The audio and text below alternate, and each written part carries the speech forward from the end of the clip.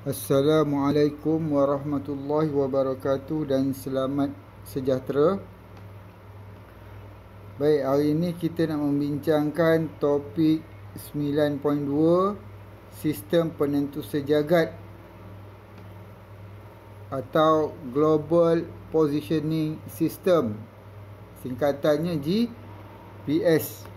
Okey, ini merupakan topik terakhir dalam buku teks tingkatan 5. Baik, sistem penentu sejagat atau GPS ini merupakan suatu sistem navigasi yang memberi maklumat tentang lokasi dan masa kepada penggunanya dalam semua keadaan cuaca. Baik, kita tengok gambar di bawah tu, ya. Yang ini gambar yang di sebelah kiri ini, yang ini menunjukkan, ini cuma ilustrasi lah, bukan gambar yang betul-betul ya, menunjukkan rangkaian satelit GPS yang ada di angkasa. Bagaimana GPS berfungsi? GPS terdiri daripada 3 segmen, iaitu segmen kawalan, segmen angkasa dan segmen pengguna. Baik, segmen angkasa tu ialah satelit, sementara segmen kawalan dan segmen pengguna berada di bumi. Kita tengok gambar raja di sebelah tu, kita tahu segmen pengguna yang diwarnakan dengan merah tu, ini, dan juga ini ialah segmen kawalan. Yang di sebelah atas tu ialah satelit, ialah satelit ni, satelit. Ini segmen angkasa. Baik, kita tengok apa dia segmen kawalan. Segmen kawalan terdiri daripada stesen kawalan utama. Stesen kawalan utama yang ini, ini ialah stesen kawalan utama. Stesen kawalan utama alternatif, antena arahan dan kawalan serta stesen pengawasan. Isyarat yang diterima oleh stesen pengawasan, ini stesen pengawasan, dari satelit GPS. Stesen pengawasan ni dia menerima isyarat daripada satelit, dihantar ke stesen kawalan utama yang akan menjana mesej navigasi di bumi. Semua isyarat yang diterima oleh stesen pengawasan ni dihantar ke stesen kawalan utama.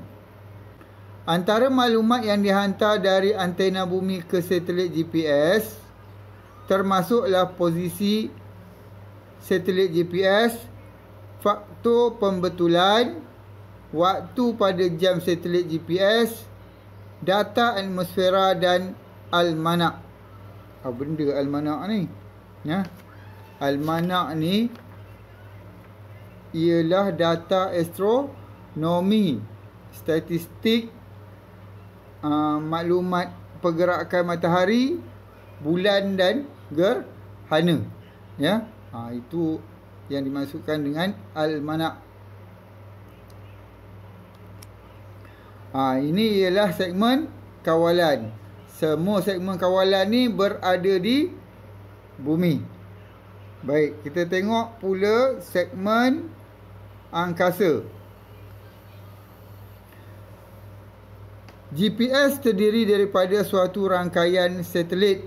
Maksudnya sini bila dikatakan rangkaian, satelit tu ada banyak lah, lebih daripada satu. Satelit GPS mengorbit bumi pada ketinggian orbit 20,000 km. Tinggi satelit GPS ni ialah 20,000 km daripada bumi.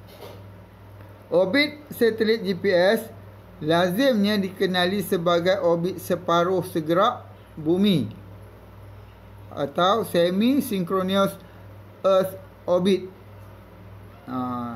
Synchronous ataupun segerak ni maksudnya kalau orbit itu berada di atas kepala kita, pergerakan dia sama dengan pergerakan bumi. Maknanya satelit itu sentiasa berada di atas kepala kita. Bumi ni berpusing, dia pun berpusing mengorbit bumi pada kelajuan yang sama gerakannya dengan bumi. Itu maksud segerak bumi. Dalam GPS, sekurang-kurangnya 4 buah satelit GPS dapat dilihat pada sudut 15 darjah atau lebih daripada paksi ufuk pada setiap masa. Baik, kalau maksud dia dekat sini, satelit ni 1, 2, di antara satelit 1 dengan satelit 2 ni sudutnya ialah 15 darjah ataupun lebih. Antara maklumat yang dihantar dari satelit GPS ke alat penerima GPS termasuklah posisi satelit GPS dan masa isyarat itu dihantar. Kemudian yang terakhir ialah segmen pengguna alat yang kita guna atau telefon. Telefon ataupun alat memang dia khaskan untuk menentukan untuk kegunaan GPS. Pengguna GPS merupakan sesiapa sahaja yang menggunakan alat penerima GPS seperti telefon pintar. Lokasi bagi suatu tempat dapat ditulis dalam 2 jenis format penulisan seperti yang berikut. Ada 2 jenis kaedah penulisan lokasi ni.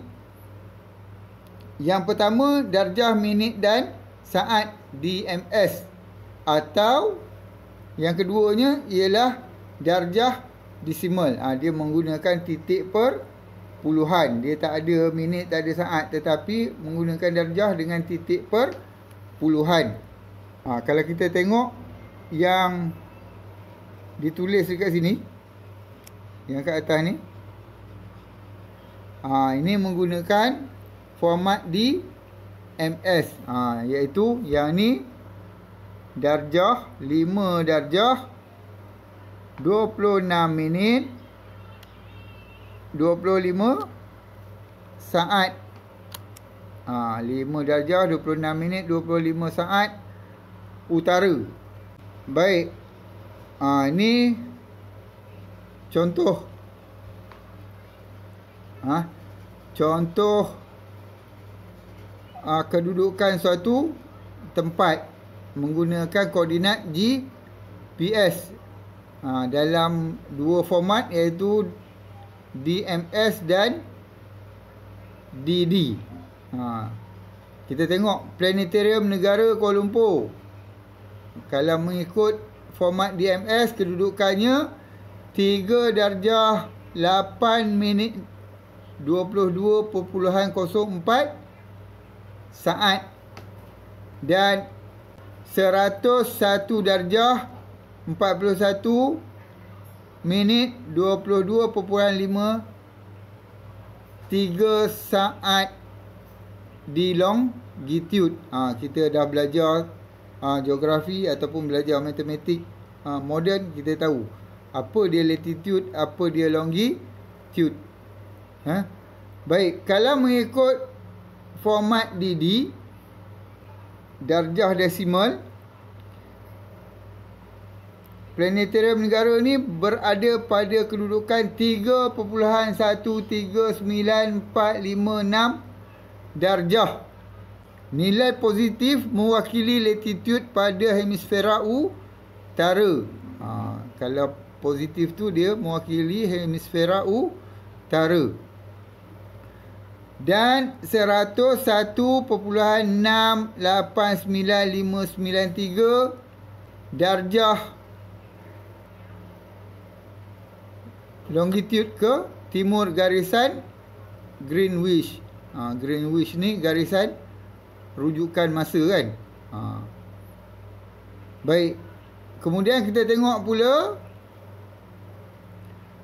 Copacabana, Rio de Janeiro. Mengikut format DMS, tempat ni berada pada 22 darjah 58 minit 14.6 saat S to south, N to north. Ya. Dan 43 darjah 10 minit 56.51 di longitude. Nilai bagi format DD pula ialah negatif. Yang tanda merah tu negatif.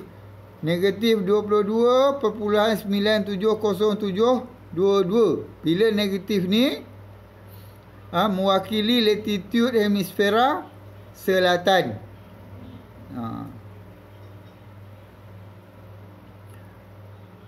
Kemudian negatif 43 darjah 1.182365.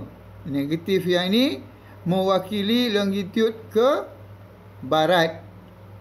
Kalau positif ke timur, kalau negatif ke barat.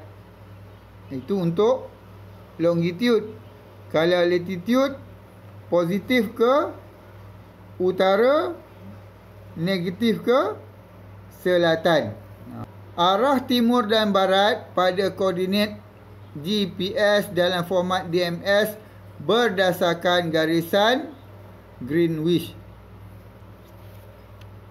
Kemudian yang terakhirnya kita tengok kegunaan GPS. GPS digunakan untuk tujuan navigasi dalam pelbagai jenis pengangkutan seperti pengangkutan darat, laut, udara dan angkasa lepas. Contoh aplikasi navigasi yang menggunakan koordinat GPS adalah seperti Google Maps dan Waze. Ya. Yang ini yang biasa kita guna untuk mencari lokasi suatu tempat kan. Okey. Itu saja perbincangan kita dan penerangan saya berkenaan dengan GPS ataupun dalam bahasa Melayunya sistem penentu sejagat.